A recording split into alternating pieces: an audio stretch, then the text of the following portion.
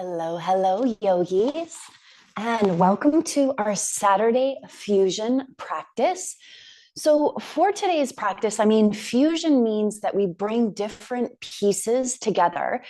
And what I really wanted to talk about today is why balance and working on balancing postures is so important. And then I also wanted to go through a bunch of the most common balancing postures and break them down kind of step by step so that as we move through the rest of the month and we focus on balance, you have a really clear idea as to the why behind what we're doing.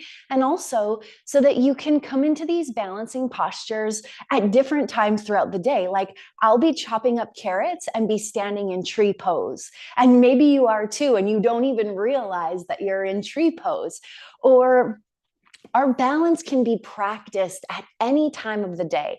So the more awareness you have about your balance, the better that it's, and the easier it's going to be on your mat, but also the better it's going to be throughout your day. So the reason why I feel balance is so important is because in our lives, it's very easy to get out of balance.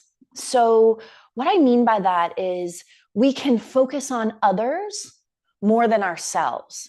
We can get out of balance when it comes to our work-life balance. But then from a physical perspective, if we're not strong and confident in our physical balance, we're at risk for falls.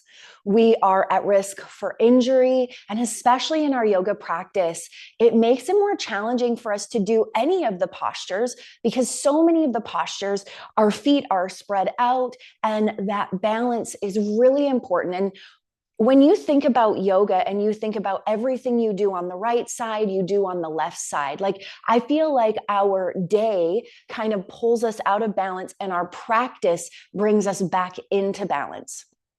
I also like to use balance as a tool to understand what's going on in my life.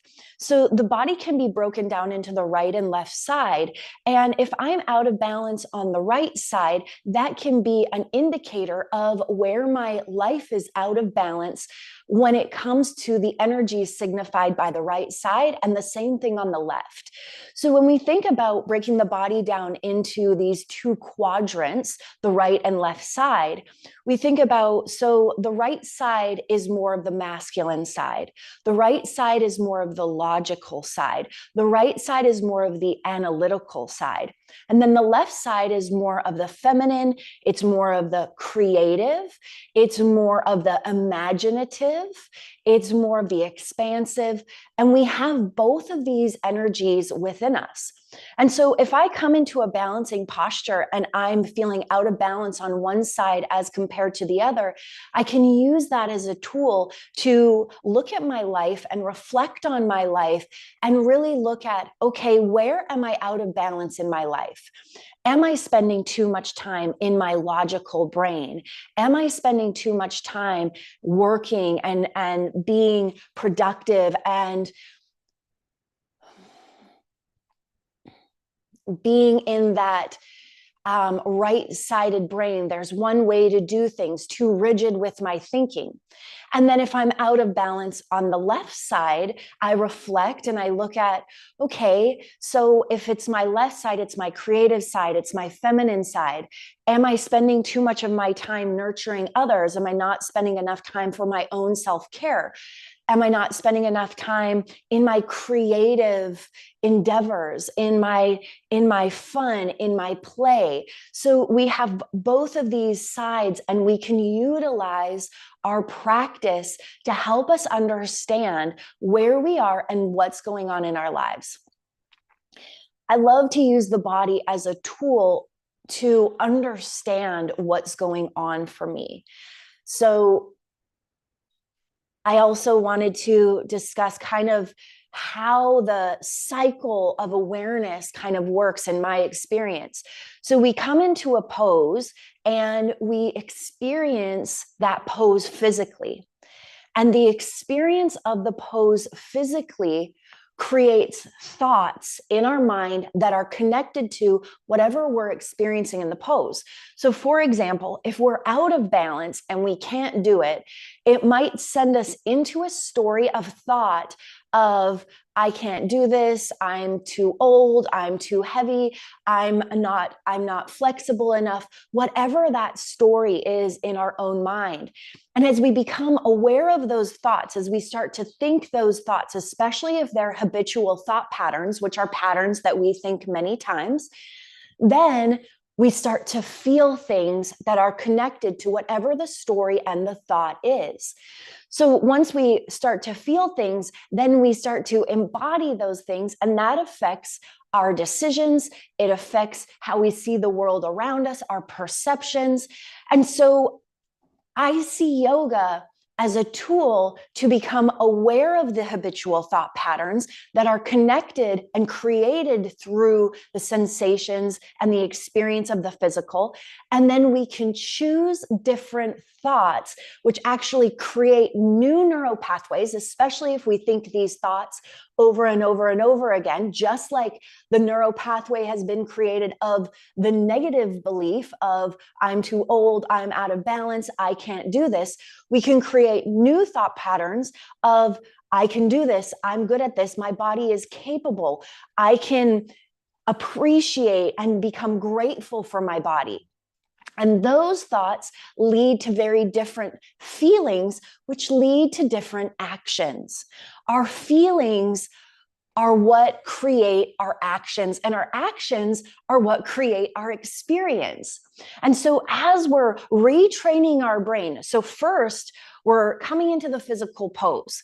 We are observing the thoughts that are connected to the physical sensations.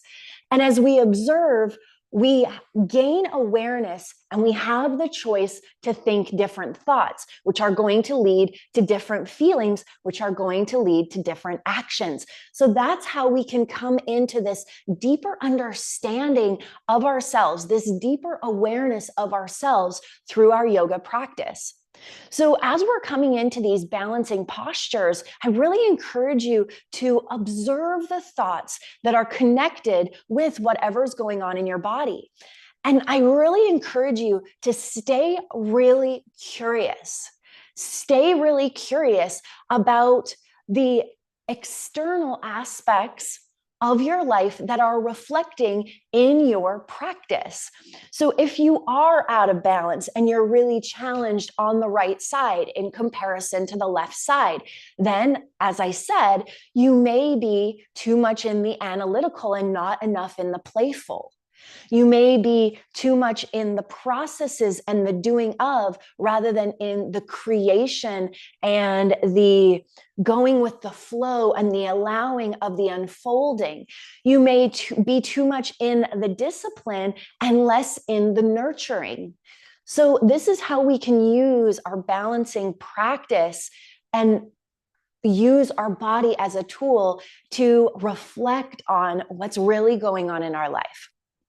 So all of that being said, we're going to start before we get into our balance. So no matter what kind of practice you're doing, you always want to do some level of warm up in the body so that your body is prepared for the practice.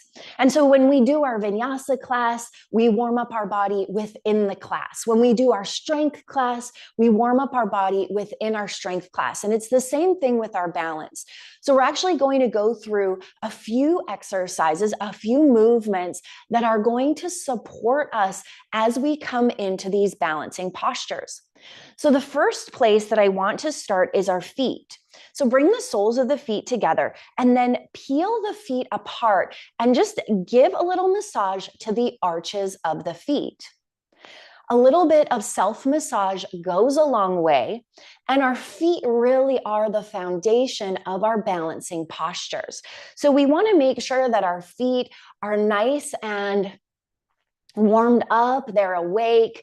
We want to feel into that grounding, which will stand up and we'll feel into that grounding a little bit more. There are going to be times in our yoga practice and classes where we don't do this kind of warm up, but just trust that the warm up that we do for the class is warming up the body in the way that it needs to be warmed up. Especially a great teacher will always design a practice that will help the body to be warm in order to come into whatever postures we need to come into. So from here, we're going to guide the knees together and come onto our knees. Plant your toes on the floor and sink your hips back onto your heels. So we're really starting to open up through the arches of the feet, and maybe just bring a little tiny bounce or a little tiny pulse, bringing some varied pressure onto the heels and really stretching out through the feet. From here, we're going to shift onto all fours. Spread your fingers out wide and create a nice flat back. So if you're too close like this, you'll see that there's a round in the back. So just make sure that your back is nice and flat. Bring your gaze down onto the floor, creating that nice neutral neck. Let the shoelace side of your feet press into the mat. Once again, press your toes in, sink your hips towards your heels. And then come forward and let the shoelace side of your feet press into the mat. And press the toes in, sink the hips back to neutral. Let the tops of the feet come down. One more, bring the toes down, sink the hips back, come back to neutral, flip the tops of the feet down. Let's come into our cat-cows. Inhale, arch the spine, lift the gaze, shine the chest forward. Exhale, round the spine, head hangs heavy, press through the palms, tuck the chin to chest, squeeze the belly button to the spine. Inhale as you arch and lift, link your breath to your movement. Exhale as you round. Inhale as you arch and lift. Exhale as you round. Take 4 more on your own breath, linking your breath to your movement. Feel through this movement through the spine.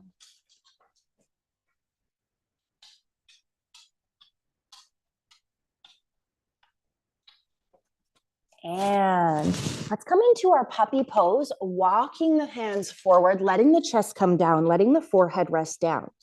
I encourage you to spread your fingers out wide, anchor into your palms, and sink your hips back as you open up through the shoulders. Come back to your breath, inhales and exhales through the nose. With each exhale, maybe the chest can sink more into the floor. There's going to be a couple postures that we do that we need openness through the shoulders. So this is helping us with that openness through the shoulders. Let's take one more breath here. On your exhale, let your chest sink toward the floor. And then slide your hands back toward your body. Stacking shoulders over wrists, coming back into that neutral tabletop position. Let's take our right hand, extend it out in front of us, and then the left leg and extend that out behind us. Flex the toes down, dial the toes in, press the heel back, and reach the fingers forward. Squeeze your belly button to your spine. Imagine one strong line of energy from your fingers through the heel of the foot. Inhale, lengthen. Exhale, let's bring our right knee, left elbow, and extend. Exhale, right knee, left elbow. Inhale, extend. Exhale, right knee, left elbow. Inhale, extend. One more. Extend long. Now let's take that extended hand and reach back for the foot. Kick the foot into the hand, arching through the spine. Lift the gaze, press through that planted palm. And release the hand and knee down. Take a moment, shift the hips from side to side. We'll switch it out, extend the left hand forward, right leg back. Flex the toes down, lengthen from the heel through the fingertips. This is called bird dog. Really good for your core. Squeeze the belly button to the spine. And then let's bring the knee to the elbow and extend. Inhale, exhale, knee to elbow and extend. 3 more. 2 more. Last one. Extend long. Reach that extended hand back for the foot. Kick the foot into the hand. We're already starting to challenge our balance here, but we're also opening through the chest, opening through the back side of the body. And let's release the hand and knee down. Take a moment, shift the hips from side to side. Sink your hips. Actually, let's come onto our bottom and turn around so that we can come and do a little bit more core work. Plant your hands into the floor, not super, not a lot of pressure. See if you can be nice and light on the palms. They're really just there for that extra stability and support. Draw the knees together, lift your feet up, stay nice and straight through the spine. If you can, reach your fingers forward. We're going to really start to warm up the core here. Let's extend one leg down and up, other leg and up, other leg and up, other leg. Let's do 3 more each side. 3, 2, 1. Wrap your hands around your knees. Pull the chest toward the knees. Shins are parallel. Feel that in the core. Let's come all the way down onto our back and bring the knees in toward the elbows in toward the knees. Stay here and extend. Once again, knees to elbows and extend. Knees to elbows. Grab the backs of your legs, rock yourself all the way up to standing. All right, so we've done a little bit of opening. Now, as we come into our balancing poses, let's ground our awareness down into our feet and grip the toes into the mat and then release.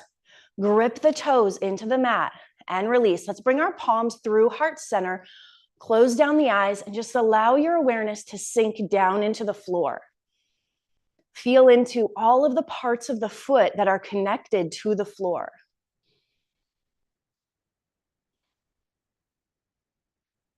The first posture that we're going to come into is tree pose. So ground down into the left foot and the right leg comes to the ankle, the calf, or the inner thigh, whatever works with your body. Now, even if your toes are touching the floor, guiding that knee out, this is tree pose. So within those 3 variations, find something that works for your body today. The biggest thing with tree pose is you want to avoid bringing the foot onto the knee. It can be really hard on the knee joint to put the pressure of that leg onto the knee.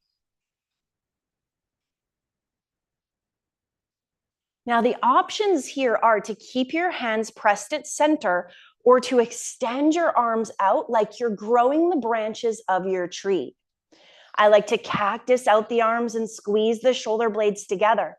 Another thing that I like to do in tree pose is really press through the standing leg and press the bent foot, the foot that's lifted, into the leg. I find that that really helps me to activate through my core. Now, know that in any balancing posture, it's okay if you fall out. If you have the time, get back in. We're working our balance. And so sometimes when we come into that totally balanced, stable space, it isn't working your balance in a new way. Let's bring our palms through heart center and let that right foot come down. Take a moment and shake it off. So remembering that we're always different from one side to the other and staying really curious on what's going on inside of you and physically, mentally, and emotionally as you come into this balancing pose. So once again, left foot comes to the ankle, the calf, or the inner thigh. And as I mentioned, I love to press the foot into the standing leg and really tighten up through that standing leg. To help activate the upper body, I like to press the palms together. That helps me to activate through the core. You want your core to be stable and strong so that the lower body can be stable and strong as well. You can keep your palms at heart center, or maybe you cactus, or maybe you extend your arms up, growing your branches, growing your tree. Tree is probably one of the most common balancing postures in a yoga class. And I believe that's because of the accessibility in many bodies to come into this pose because of the variation of the foot. Bring our palms back through heart center. Let that foot come down. Take a moment and shake it off. The next balancing posture we're going to come into is eagle. So for eagle, you really want to sink your hips back and down. Sink into your chair pose first, and then take your right hand, swing it underneath your left, coming into your eagle arms. You can pull your elbows away from your body or bear hug by bringing your hands onto your shoulders. No matter what, you want your elbows to be pulling away. Now sink into your chair once your arms are stably in place. As you sink down, you're able to lift your right leg up and over your left. You can either use it as a kickstand or wrap it around the standing foot, standing leg. And you want to sink down as low as you can in your legs and pull everything together as you stay as straight as you can through your spine and pull your elbows away from the body as if you're creating space between the shoulder blades. Let's unravel. Inhale, arms come up.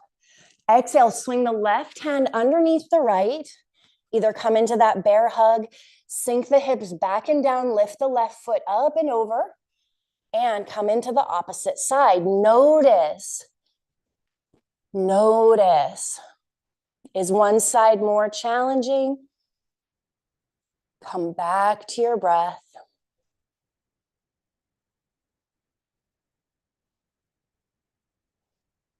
Your gaze is really important, and your breath. As you come into these balancing postures, you want to focus your gaze on something not moving and focus on the connection between your nose and your lungs. Focus on the connection between your nose and your lungs. It just helps to still the mind, which helps to still the body. Coming into our warrior three.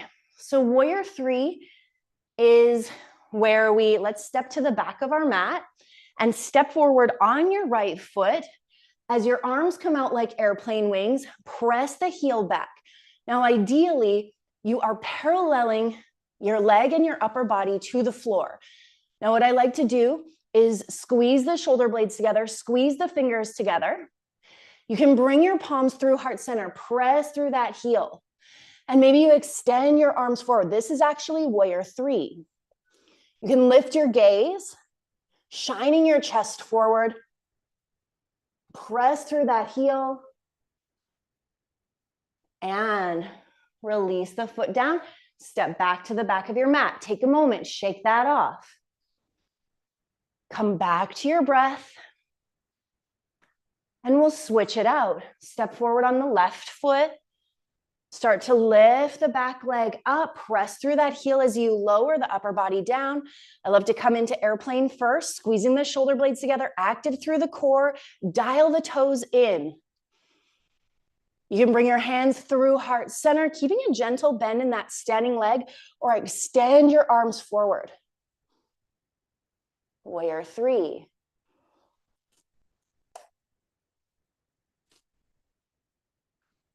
And let that foot come down. Take a moment, shake it off. Next, we're going to come into dancer and standing bow. So they are both very similar, but it's the placement of the gaze and the arms that make the difference. So for dancer, we're wanting to create a wine glass shape with the body, reaching the arm up. With standing bow, the front hand is straight out in front of you like the arrow. Gaze stays out over your front fingers. And then your legs are similar. So let's start with dancer. Bring your right hand to the inside edge of your hip, and then reach that hand back for the inside edge of the right leg. Pull the knees together. As you kick your foot into your hand, lifting your arm up, creating that wine glass shape in the body.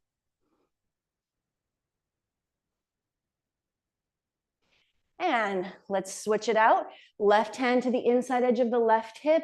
Reach back for that foot. Draw the knees together. This is kind of the first step. So if this is where you stay, that's okay. And then you kick the foot into the hand, reach the arm up.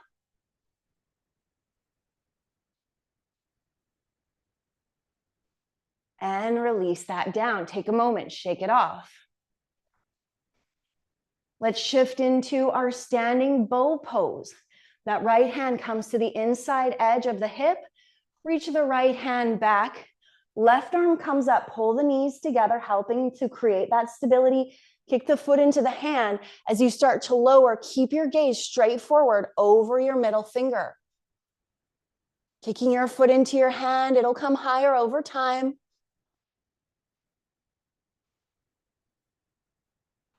And release that foot down. Take a moment, shake it off. Left hand comes to the inside of the left hip. Reach the hand back, draw the knees together. Inhale your right arm up. Exhale, kick into your hand, lower your torso down, keeping your gaze straight forward.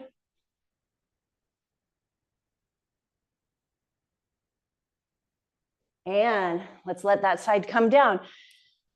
All right, take a moment, just kind of shake that off.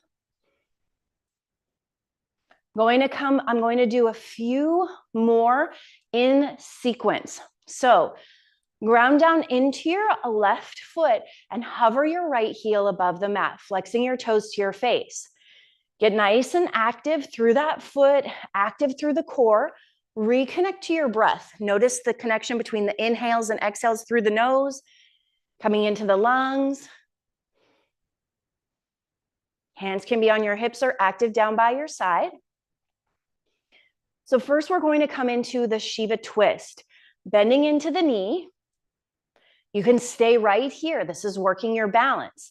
Or you can take your left hand to the outside edge of the left foot, kick the foot forward and reach your right hand back. So you're twisting open to the side of the leg that is extended.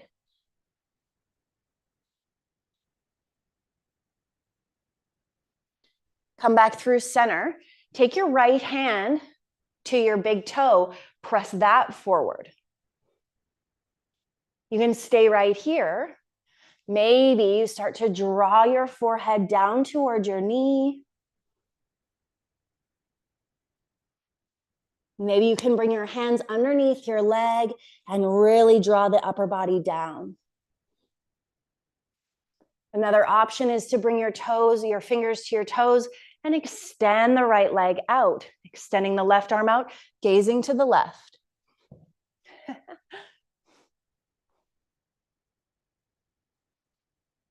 The gaze is really important in your balance. As you move your gaze, it can really shift the balance in your body. Let's let that side go.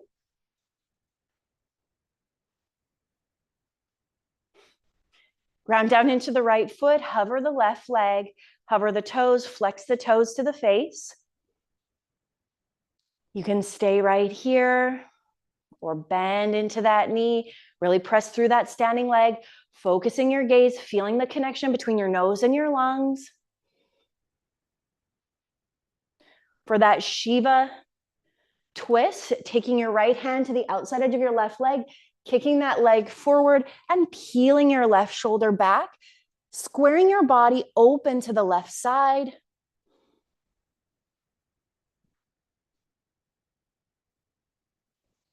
Come back through center. Hands can come underneath that leg, supporting the leg as you bring your forehead toward your knee, toward your shin.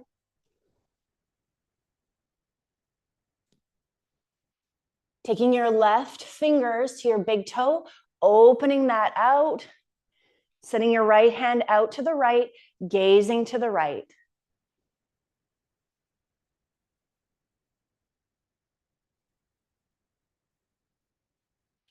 And let's bring that foot back through center. Take a moment, shake it off.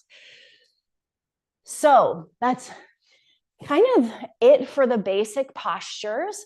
There's so many more balancing postures, but there's some really common ones. And I want you to just notice how that felt in your body to go through that balancing series. Balance isn't easy, but it is worth our effort. And know that what we do on our mats reflects what we do off of our mats, and that every pose that we do has the ability to give us insight and awareness into what's going on for us. Thank you so much for being here with me. I love sharing this practice with others. I'll go into more breakdown another video, but this just gives you some really great balancing postures that you can incorporate into your classes if you're a teacher, or that you can practice any time of day when you're throughout your day, and so that you can understand why balance is such an important piece of this practice and of life. I hope that you experience balance throughout your day. The light, the love, the wisdom in me sees, honors, reflects, and encourages the light, the love, the wisdom in you. Namaste. I hope to see you again on your mats very, very soon. And until then, may your light be your guide.